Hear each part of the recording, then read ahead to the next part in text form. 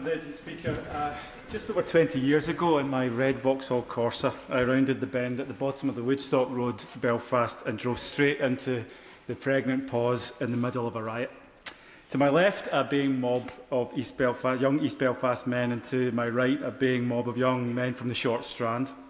They were being kept apart by a British Army unit gathered around a group of armoured Land Rovers. As I buzzed my window down, I heard a crunch as my tyres passed over the bricks and debris.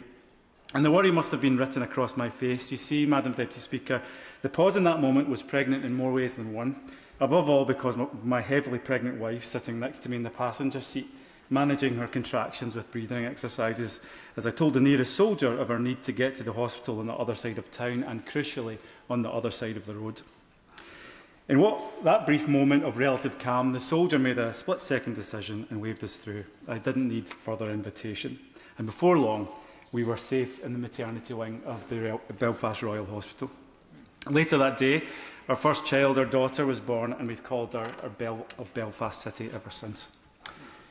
Madam Deputy Speaker, I'll always be thankful for that soldier's decision, but even more so that he and his colleagues were there that day to keep us safe in the first place. I'd moved to Belfast 4 years earlier to begin my first proper job, running the Presbyterian Church in Ireland's first ever youth peace and reconciliation programme. It was in this new job in a new city in what seemed like a new Northern Ireland just 3 years after the Good Friday Agreement.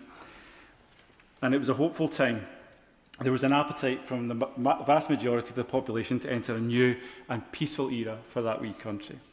There was also a realisation that the horrors of the Troubles had to be processed and dealt with. Yes, by the individuals directly impacted, but also Northern Irish society as a whole. And yet here we are, 20 years on from that moment, still talking about making a serious start on dealing with the legacy of the Troubles. Madam Deputy Speaker, I can say with confidence that the Legacy Act didn't do that. It didn't help with that legacy. It meant that 200 military families, for example, were left in limbo, unable to pursue the truth of what happened to their loved ones. Families like that, Mo Norton, whose brother Terence Griffin was killed in the M62 bus bombing in 1974, and who said, and I quote, "That morning, everything changed. 12 lives were lost, including children. Her family was shattered. There was no warning, no chance to say goodbye, just silence, and then years of unanswered questions. I need to know that Terence's death has been fully investigated. I don't think it has been properly investigated in the past."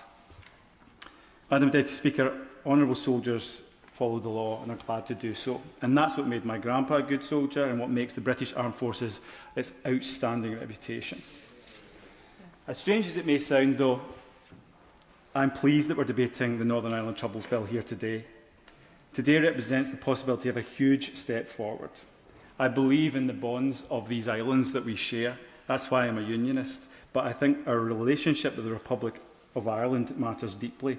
And the joint framework of the Irish and UK governments states that the governments recognise that legacy must be addressed across these islands as a whole. I welcome that. Our challenge, Madam Deputy Speaker, is that we need to hold on to reconciliation. Reconciliation is only mentioned once in this bill. And we must hold on to the principle. You see, it's hard, obviously, reconciliation. No one in Northern Ireland came out of the Troubles completely untouched, and the pain can twist down the generations.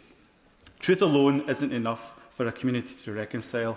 There must be trust, a resetting of our relationship, and that doesn't happen without acknowledgement, without memorialisation, and even in some cases without repentance. We need community spaces, moments and symbols which do that. We know that no one can make anyone reconcile, and a government certainly can't.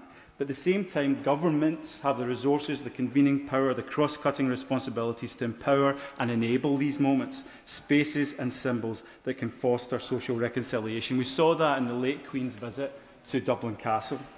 So I welcome that commitment.